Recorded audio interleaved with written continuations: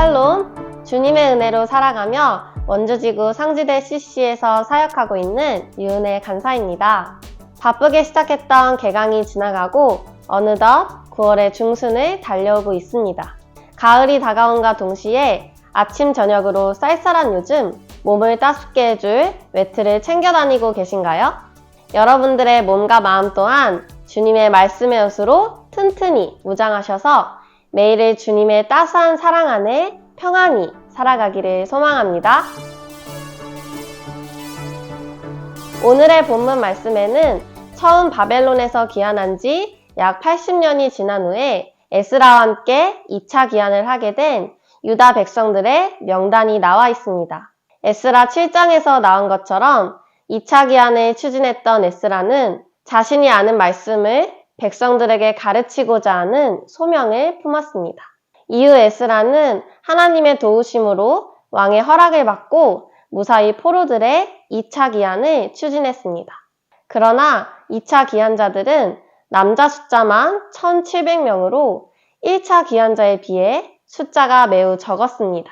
이들은 바벨론에서 태어나 평생을 살아온 사람들이었고 심지어 성전에서 예배를 드린 적조차 없었으며 가나안 땅을 밟아본 적도 없는 사람들이었습니다. 어쩌면 이 시대에는 예루살렘으로 돌아가고자 하는 간절한 마음, 성전에 대한 기대나 소망을 가져본 적도 없는 사람들이 많았을 것입니다. 그러나 1700명의 사람들은 에스라를 따라 예루살렘으로 돌아오게 되었습니다. 소망과 간절함 없어 보이는 그들이 그럼에도 귀환을 할 수 있었던 이유는 무엇일까요? 바로 자신을 부르시는 하나님에 대한 굳건한 믿음 하나 때문이었습니다. 기록된 명단을 통해서는 포로일지라도 하나님의 백성이라는 것은 변함없는 사실이며 하나님을 향한 믿음과 정체성을 잊지 않게 해주신 주님의 은혜 또한 있었다는 것을 알 수 있습니다. 뿐만 아니라 반드시 다시 본토로 돌아오게 하신다는 언약의 하나님의 신실하심을 엿볼 수 있습니다. 결국 우리를 끝까지 책임지시는 하나님의 사랑과 진념에 더불어 그런 하나님 안에서 믿음과 정체성을 지킬 때 하나님의 은혜를 경험하게 되는 것입니다. 저는 오늘 말씀을 통해서 우리에게 약속하신 것을 분명히 이루시는 하나님에 대한 무조건적인 사랑과 주님을 향한 믿음의 중요성을 다시 돌아보게 되었습니다. 저는 힘듦과 어려움에 직면하면 하나님 왜 저에게 이런 힘듦을 주시나요? 하며 잠깐 투정을 부릴 때가 있습니다. 그렇지만 그래도 나를 책임지시는 주님을 향한 믿음을 잃지 않으려고 애쓸 때가 많습니다.